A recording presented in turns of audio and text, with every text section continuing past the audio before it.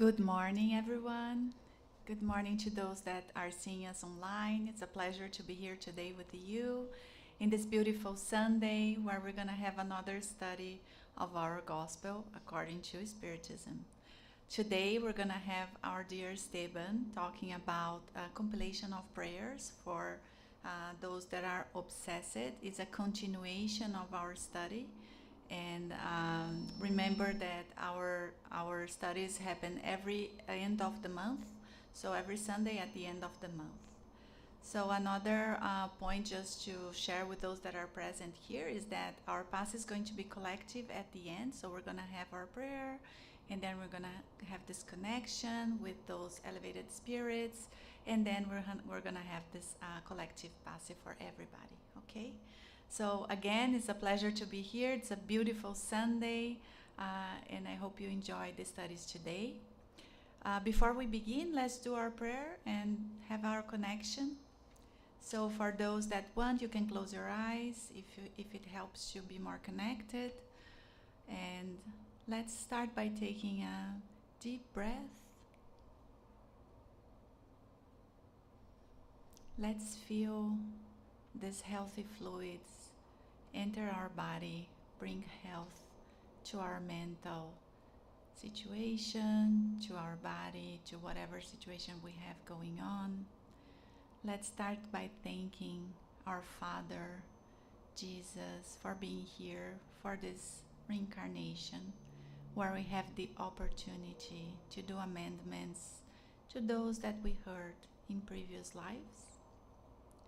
Let's do our special connection with Bezerra de Menezes and his workers that are here and have been here since very early in the morning preparing this space for us, to receive us, to give us what we need. Dear Father, we thank you for this life, for our families, for our friends, for all those that surround us, including those that we still didn't learn how to love, but are the ones that teach where we need to improve. Thank you for this opportunity, for the privilege to be here, and may we learn with your thoughts, your learnings, your explanations to be better in this life, to evolve, and to become a better spirit, a better person. And with this, we're gonna start preparing for the studies today. Again, thank you for everything and for this beautiful day.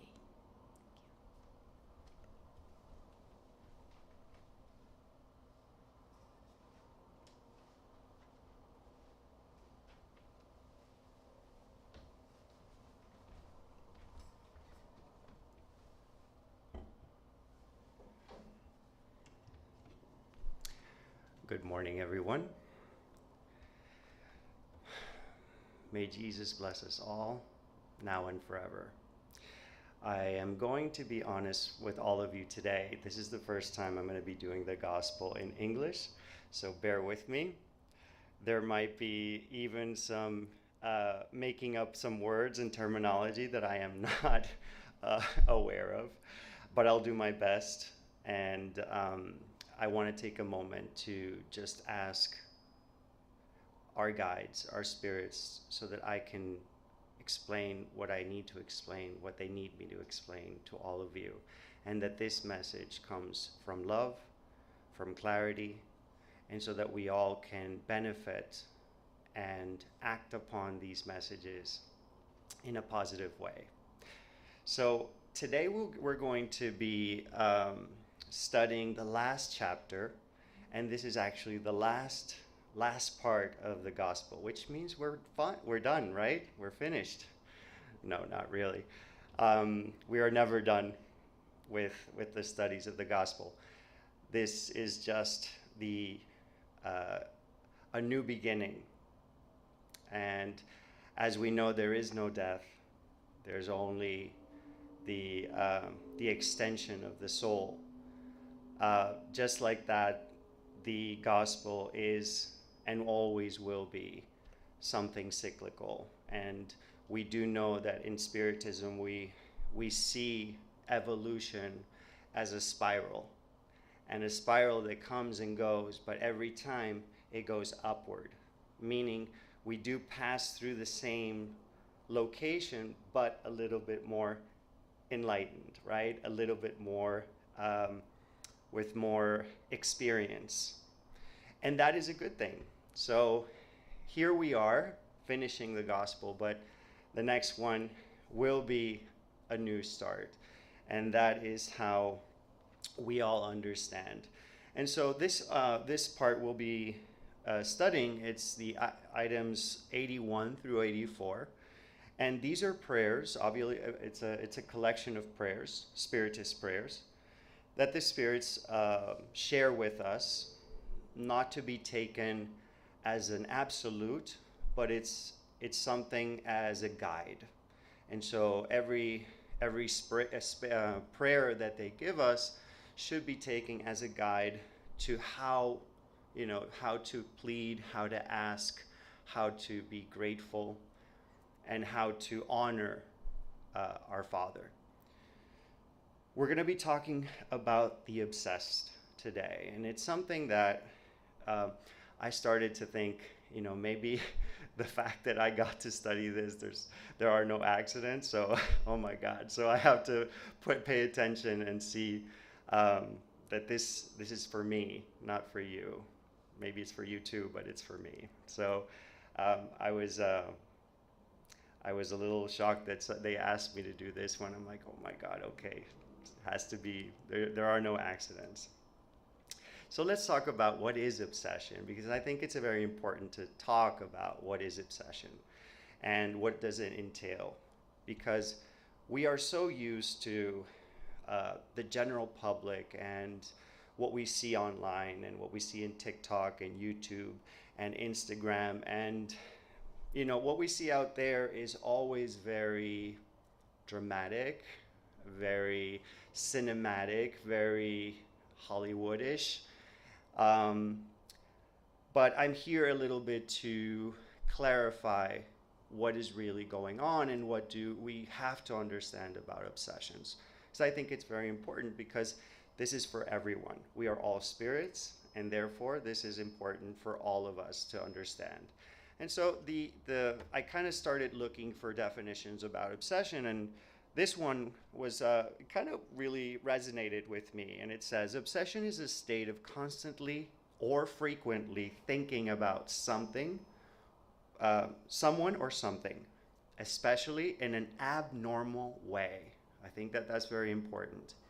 It can also refer to that person or thing that someone thinks about constantly or frequently that causes distress. So there's a couple of words there that popped into into my mind, which is obviously the frequently thinking, the over and over and over again, but in an abnormal way, meaning it's not a normal thing. It's something out of the ordinary. It's something that's not usual. And the last thing is that causes distress. And when we start thinking about distress, we can kind of connect distress as suffering, as hurt, as something that does not do us well. With that definition, then we can start understanding a little bit today's gospel with the notion that this is very human. We can all feel this, right? We can all and have all, we all can relate to this in one or another way. I think that everybody can connect with, at some point, going to bed worried, right? Or not being able to sleep, or waking up in the morning and still songs that pop into our heads all the time, you can't get them out, and like, I heard this song and it just keeps on popping in my mind. Okay, so those are the frequency, and so we can all relate to that. And so this is what, the first thing that people think about when we talk about evil spirits. And I just put this question is like, who can be an obsessor? Because the first thing that pops into our mind and or the collective, what they teach us out there is this type of image, right? The gargoyle, the demon, and what's interesting is that once you start studying spiritism, you quickly find out it's not like that. You know, it can be, but it's not like that. And in most cases, it's not. So the usual common thread is more like this. Anybody can be an obsessor. Anybody can obsess. And so it's very important that we understand that the body, that the shape that we all have does not mean anything. It does not mean anything about being an evil spirit or being an obsessor. And by evil spirit, it's important that we talk about, because this book was written a long time, more than 160 years. So the language that Kardec used was for that time, right? And so he did use the thread or the lingo of evil spirits. But we now know that evil spirits or evil behavior comes from ignorance, right? And so we have to link that ignorance to that type of behavior. And so what we realize in Spiritism is that we are all created simple and ignorant, and therefore we're all ignorant, and therefore we do harm to ourselves and others. So harming and being evil is just a symptom of ignorance. Just like for a toddler who is learning how to walk, falling is a symptom of the weakness of their legs, right?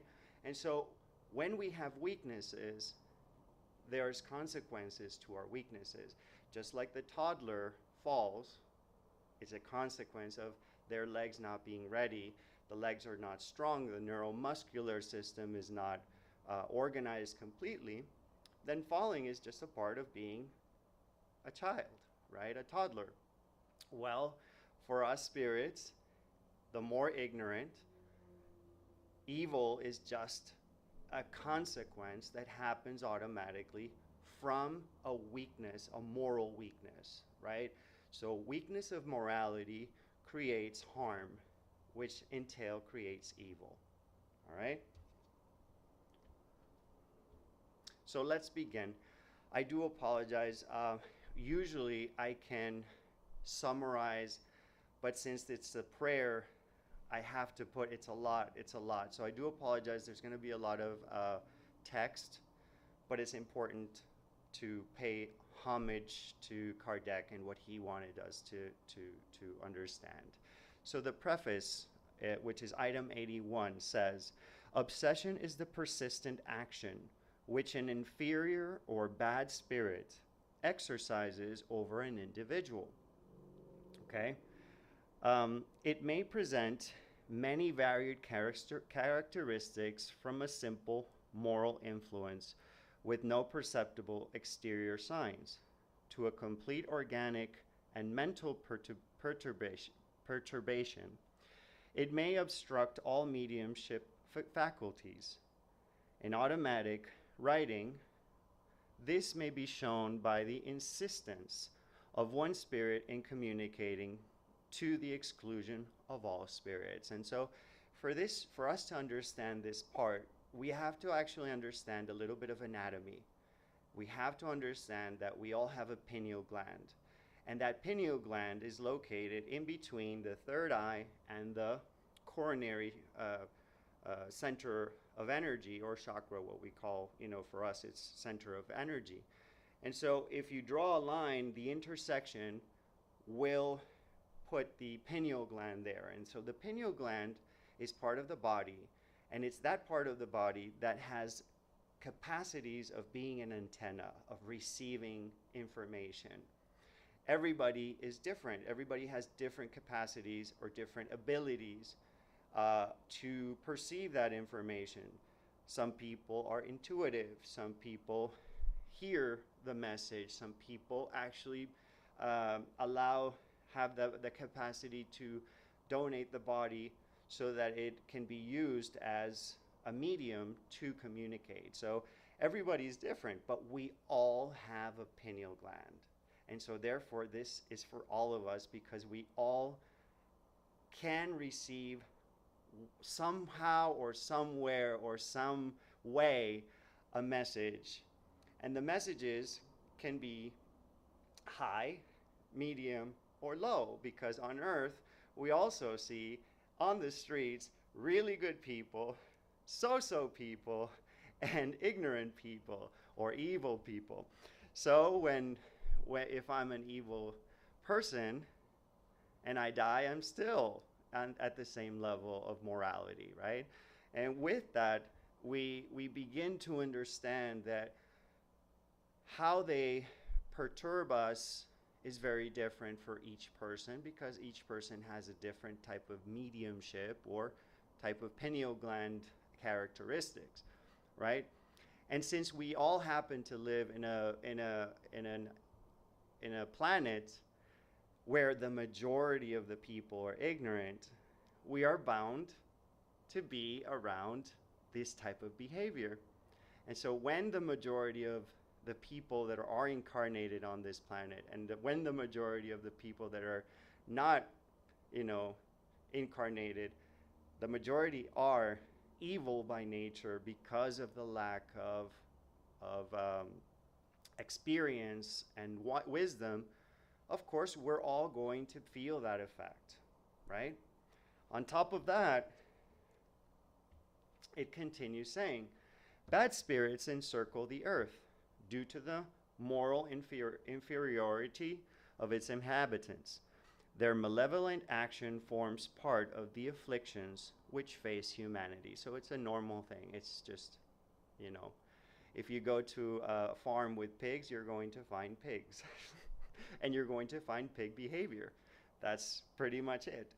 Obsessions, just as much as infirmities or ailments, and all life's tribulations must be considered as a test of tests and atonements, and accepted as such. And so we understand there's two things here. Tests, which have nothing to do with our behavior. Tests are just things that happen. So for example, if I go to a pig farm, I'm going to be covered in mud. It's just part of going through it, right? And so going through this planet, we're going to suffer things that when you go into this type of planet, you're going to suffer types of behaviors acting upon you. So those are tests, things that allow us to practice our skills, but they have nothing to do with my lack or lacks of decision or unloving decisions. It has nothing to do with cause and effect. It has all to do with just being here on this planet. Now, atonements are the opposite. It's by the law of cause and effect. If I am loving, loving things come back. If I am unloving, unloving things come back. And it's just very simple. It's the law of cause and effect. The harm that I do comes back to me, not as a punishment, but it has to be seen a little bit more like a law. And so gravity is a law. Gravity doesn't care that you understand it or not. Gravity will act upon all of us. We can depend on gravity because it's a law. Well, the law of cause and effect works just like gravity. So with gravity, if I have a big boulder, a big rock, and I throw it up in the air, God is not punishing me by bringing it back. The law itself just takes over, and gravity pulls the rock, and I receive the rock that I gave. That type of thing is what the law of cause and effect does. And so the rock coming back is the atonement, in the sense that it gives me the possibility to be responsible for my decisions, right? And decisions can be made three ways: through thought, through words, and through actions, right? Those are the three decisions that how our true power comes there. But we have to be responsible with how we do it. In the same manner that sicknesses are the result of our physical imperfections, which make the body accessible to pernicious exterior influences, obsession is always the result of moral imperfections, which allow us to access of a bad spirit. Physical cause pit themselves against physical forces. A moral cause must be opposed by a moral force. And so this is very important, because the only way to resolve a weakness is to try and work it and exercise it and do the opposite, right? If I am weak at walking, I don't want to sit down. I want to practice walking, right? And so God gives us that possibility when we are here, when we are on earth. It's to practice those weaknesses. And those are where atonement comes in. And so the problem with weaknesses is that if I am weak, but I am with you, I'm going to be weak with you. And therefore, I might hurt you from my ignorance, right? And so that is where it gets a little bit complicated, because then I'm hurting other people. And as I hurt other people, I will now have a connection, an emotional connection with that other person, okay? Which is very important here. In order to prevent infirmities or sicknesses, right? Yes. We fortify our bodies. To exempt ourselves from obsession, it is necessary to fortify the soul, which means that the obsessed person must work their own betterment, which is frequently sufficient to relieve them of the obsession without resorting to help from others. When an obsession degenerates into a subjugation and possession, then the help of other people becomes indispensable, because not frequently the patient loses their will power and their free will. And so, based on their weaknesses, obviously, a possession, meaning how another spirit acts upon me, right? It can start as a very simple one, which is the repetition of the thoughts. And they make me start thinking and overthinking, right? They make me start feeling and overfeeling, right? But it also, as an ailment or a sickness, what happens with a cancer when you don't treat it? It grows. What happens with any disease when we don't treat it? It grows. Well, this is just like that. If I don't do something about it, the ailment grows. And so the spirit starts taking over with more control over me, right? And that's what we call subjugation, right? And subjugation is what the word says. Subjugated means somebody, we allow somebody to take control, right? Possession as well.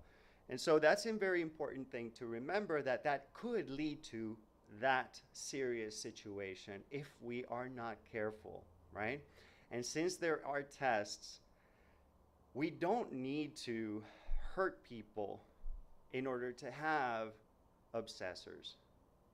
Just like if you walk through a city in a lonely, scary part of town, I might not know someone, but someone might be attracted to harming me, right? And so there's also that possibility of attraction in that sense. And so we have to be just very careful with that in that sense.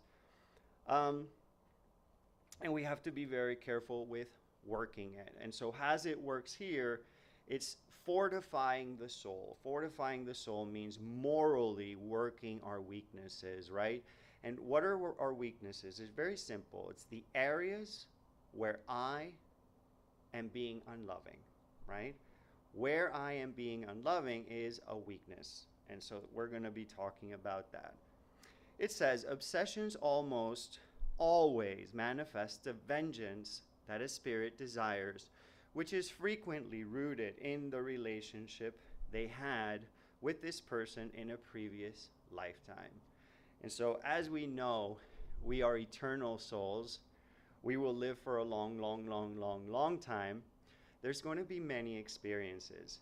And since we start ignorant and simple, we start primitive with primitive behaviors. And primitive behaviors are very tricky because they are reigned by our instincts, right? Fight or flight, which is attack or run, right? Procreation, I'm attracted to sex. Hoarding, to survive, right?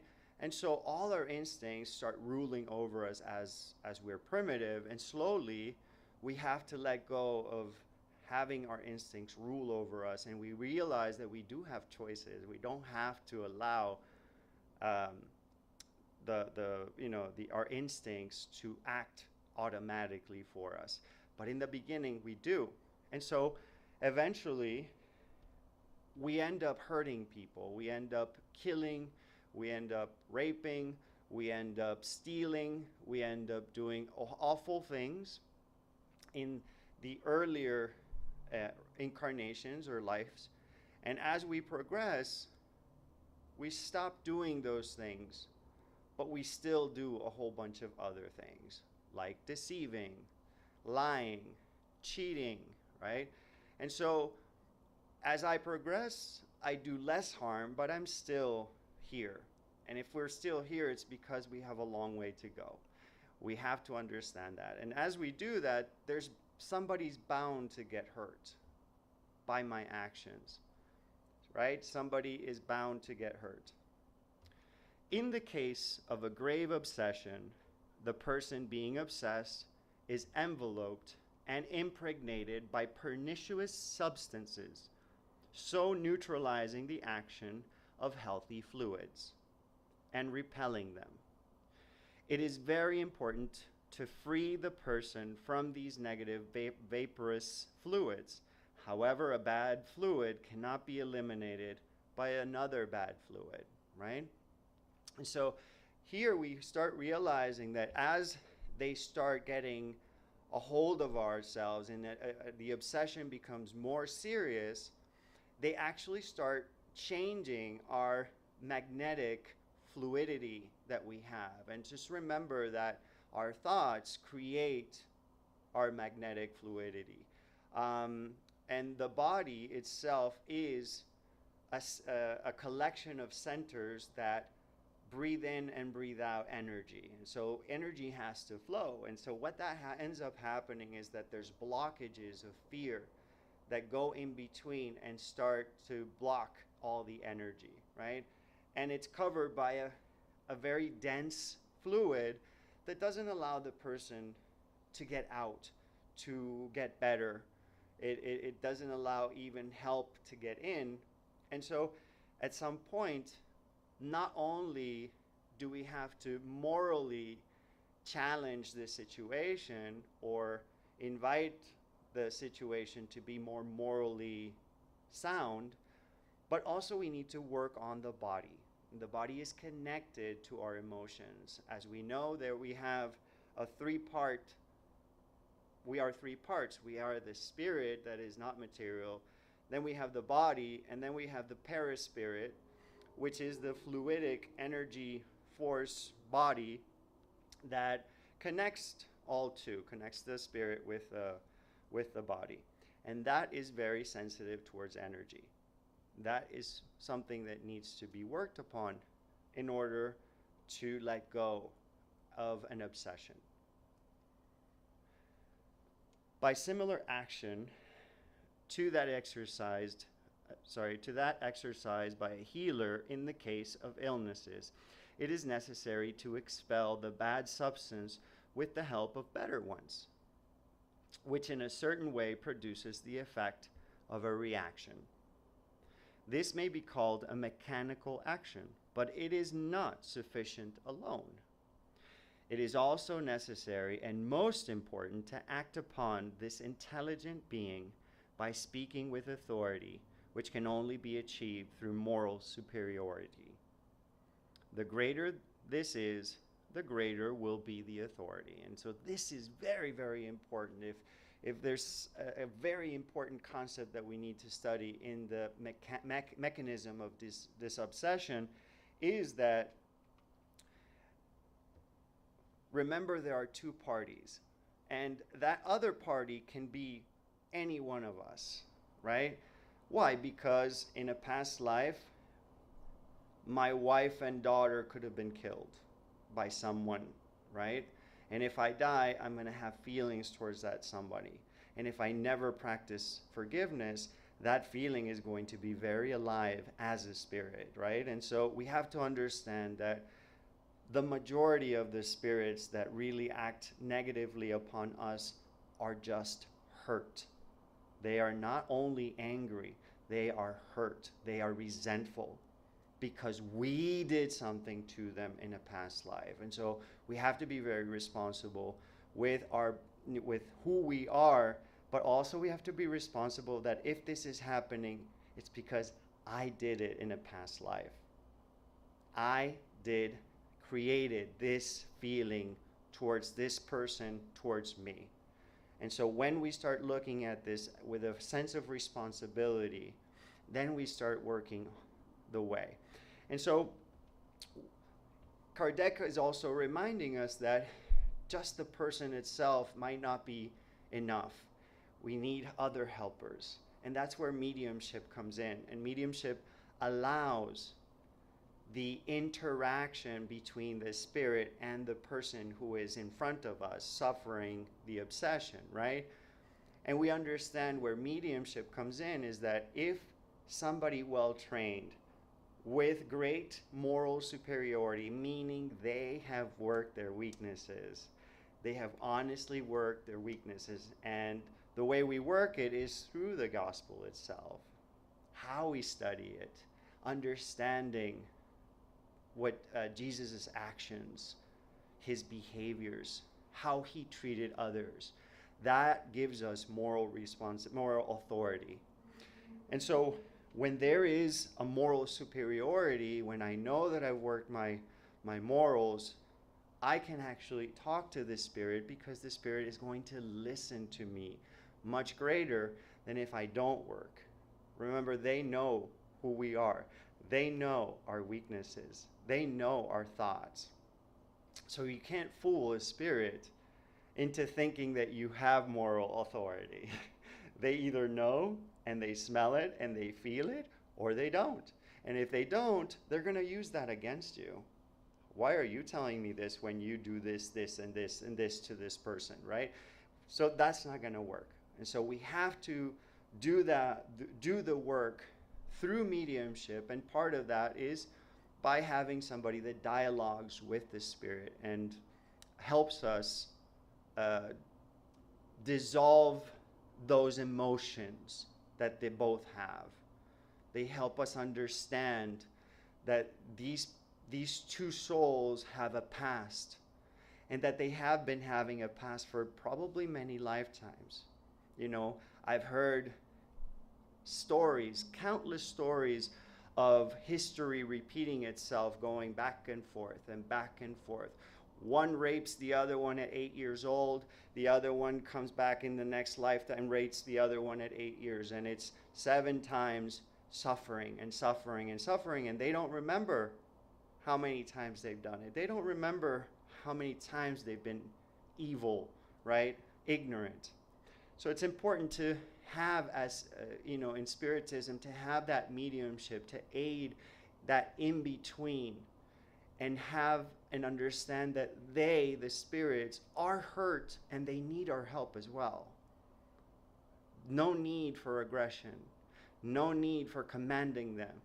It's more of a loving interchange between all of us so that we can use Jesus as a benchmark to create change, to create peace between those two.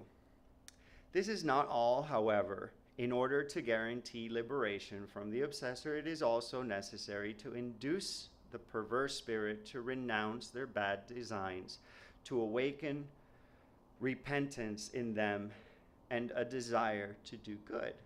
And so notice we're looking at the past, and the past is something that we in Spiritism use very much to alleviate the body itself, the centers of energy, and to clear everything so that the other person has a possibility to renew and be more subjective to health, right? And so that's very important as well. This can be done through the means of skillfully directed instruction, given during special private meetings for this purpose, with the objective of offering moral education to the spirit. And by spirit, we mean both the person that's alive in front of us and the person who does not have a body but is still there as well. That it may be possible to have the double satisfaction of liberating an incarnate spirit and converting a disincarnate one at the same time. So it's a win-win situation when things are done well. And that's why Jesus is so important in this process. I can't strain how important studying is, because if we don't know how this works, we can't do any change. And so studying how spirits work, studying the anatomy, the human body, how does it work? There are ways. And to those who have not studied the Spirits book, it's the first one that we need to study to understand the basics. And by I mean the basics are the basics. Then we move on to the Spirit, the book of mediums that cover fully, more in depth, what Kardec wanted us to understand about mediumship, and that mediumship is for everyone.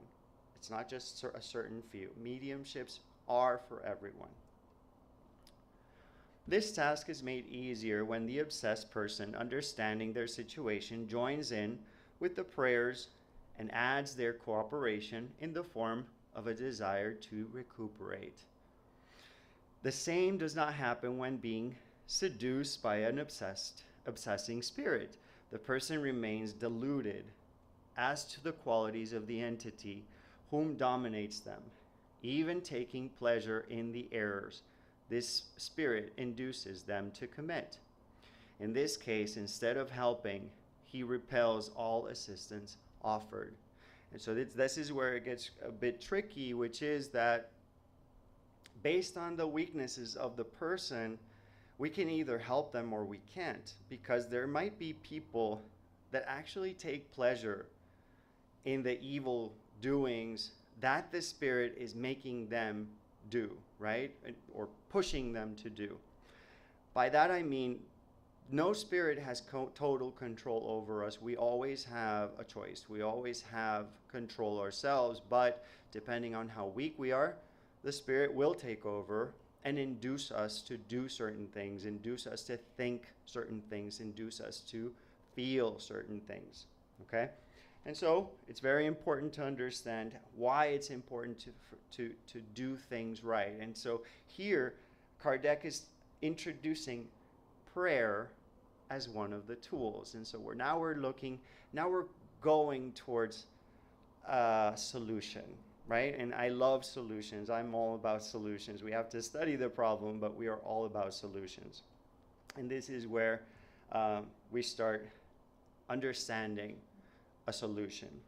This is what happens in cases of fascination, which are infinitely more rebellious to treatment than even the most violent cases of subjugation. And so this is the third type of obsession. We saw, the basic one, or the primitive, the first part, which is the repetitive. The other one is subjugation, which is taking over, right, a little bit more and controlling. This one is trickier because the person themselves do not understand that they are being acted upon. And so they are led to believe that they are an intricate part of something greater. And so what ends up happening with fascination is that our ego is made to feel special. And with that, and so that's a little bit tricky, because then it's going to be something like, Esteban, you're a great medium and you're here to save the whole greater Miami. And no matter what, you're the most important medium here in this center. That type of thing, when somebody is not understanding, when somebody doesn't study true mediumship, they fall for that. Their egos fall for that. Their vanity and their arrogance is the fall of this fascination. So there are so many people that think they're doing healthy mediumships, and they charge and they do a business out of it. There are so many people that have no idea what they're doing. And it's almost like giving somebody a car without them knowing how to drive. It's quite scary. It's going to be messy. There are going to be consequences when we don't know how to drive. The same thing with mediumship. We have to learn how to drive the mediumship so that it becomes a tool and not an object of hurt or damage. And it says, in all cases, obsession, prayer is the most powerful means to help in the action against an obsessing spirit. So here is part of the solution. But remember, we've already talked about a medium coming in to help and communicate. That's help. We already spoke about the pass, a magnetic pass. That helps as well. But Kardec leaves this for the last because he says this is the most important one, which is prayer. And prayer, we're not talking about prayer as a mechanical, thing that we do constantly without knowing and feeling from the heart.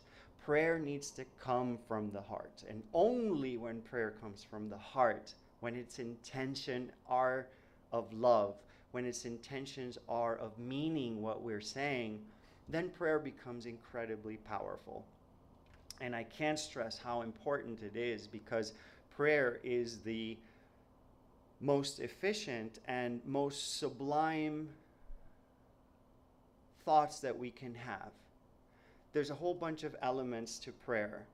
There's humility, right? We're asking for help, which means we know that we can't do it alone. We know that we have to connect with a greater good. We know we have to connect with our Father. We have to connect with Jesus. We have to connect with our guides. We can't do it alone. And so there's respect behind it. There's reverence as well. But there's also gratitude. So all these components make prayer a very, very powerful action in our lives. Yes. And I'm going to talk about, I think we have time, a book called Action and Reaction. And this is a really important book. We do have an hour, right, with this one? This is supposed to be an hour, correct? Or less? Yes. And so this part of Action and Reaction is very important, because it says, it talks about Silas, which is Andre Luis. If you all follow the saga of Andre Luis, Silas is taking him to an obsessed person. It's a young person who is being obsessed because the father killed the two brothers, and he got all the house, and so the brothers who are killed are obsessing him. And this is what Silas asks very gently, why is it, or how do they do it? And he says, we have learned in the avenging school that we possess, in additional to the immediate common desire in any phase of life, a central desire or basic theme of the most intimate interest. Therefore, in addition to the vulgar thoughts that imprison our routine experience, we more frequently emit thoughts that are born free from the central desire that characterizes us, through that to become the dominating reflect of our personality. And I'm not going to go more into it, but what they say is that every one of us have a deeper desire that rules over our lives. So the person who wants to create harm will always start creating harm. The person that always desires money, property, and prestige, even though they can study spiritism, that desire will rule over that. And so the spirits, them, the obsessors, know this. So this is talking about spirits that probably know more about spiritism than we do. They know, and they use it against us as well. So they use this person's weaknesses to attack him. And it's very important that we understand that it comes with certain situations. We're going to move into the prayers now that we've spoken about all this. Now we're going to understand a little bit more. Dear God, or this is to be said by the person being obsessed. So if I am being obsessed, I would say this.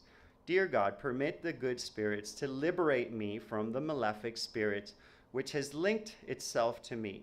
If this spirit is seeking vengeance as a consequence of wrongs I might have practiced against him in other existences, then you have permitted this, Lord, and I suffer for my own faults. So there is a sense of responsibility and honor that we get what we receive and what we need.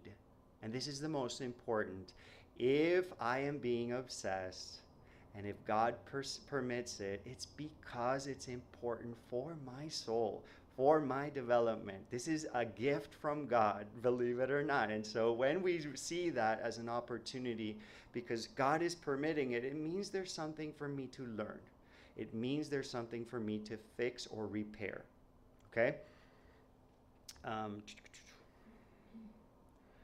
May my repentance make me worthy of your pardon and of my liberation. But whatever the motive, I beseech you, your mercy, for he who prosecutes me, Lord, help him to find the pathway to progress. So there's also kindness and charity toward, or selfless giving towards that person who is against me. And this has to be with forgiving our enemies, right? And this is where forgiving our enemies is so important. But whatever the motive, help him to find the pathway to progress, which will turn him away from the practice of evil. May I, on my part, repay evil with goodness, so inducing him to better sentiments. But dear God, I also know that it is my own imperfections which make me accessible to the influences of imperfect spirits. Give me the necessary light so I may recognize these imperfections, and above all, remove the pride in which we make me blind to my own defects. How great must be my worthiness to allow a malefic being to dominate me. Dear God, may this blow to my vanity be a lesson for the future. May I fortify the resolution I have made to cleanse myself by means of the practice of goodness, the gospel, charity, and humility, so that, as from now, I may put up barriers against all bad influences. Lord, give me strength to support this test with patience and resignation. I understand that just as with all other tests, it will aid my progress. If I do not spoil the fruits with my complaining, because it offers me an opportunity to demonstrate my submission and to practice charity toward an unhappy brother by forgiving him the evil he has done to me. And so there's a great work in this prayer about humility, right? There's a great work in this prayer about love, about kindness, about forgiveness. And we understand in this prayer that it is us, it's our responsibility to fix the things that we are weak at. Another prayer is on item 83. This is for the one who is being obsessed. Almighty God, may it please you to give me the power to liberate from the influence of the spirit that is obsessing him. It will be your design to put an end to this test. Concede me the grace of speaking to the spirit which with the necessary authority. I will ask good spirits who have helped me, and you, his guardian angel, to give me your assistance. Help me to free this sufferer from this impure fluids which envelope him. In the name of Almighty, I urge the maleficent spirit which torments this person to retire. And the last one, Lord of infinite goodness, I implore your mercy for the spirit who is obsessing whoever blank.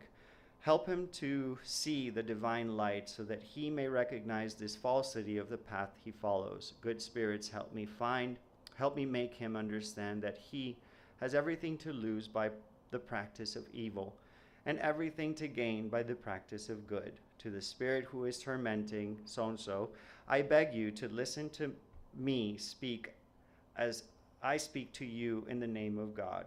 If you would but reflect, you would understand that evil can never outdo goodness, and that it is not possible to be stronger than God and the good spirits. It is possible for them to protect from your attacks. If this has not been done already, it is because he had to go through this test. But when this test reaches its end, then all actions against him will be blocked. The evil that you have done, instead of causing harm, will have contributed towards the progress of happiness. In this manner, your wickedness will be a total loss for you, and rebound itself on upper. And so what this means is that we are asking for, because it's a very long prayer, and we're running out of time. I urge you to study them, but it's asking the Spirit to think things over. It's asking the Spirit to reason, to understand the concepts of reality and God's laws. And therefore it makes them more responsible with what they're doing. Okay?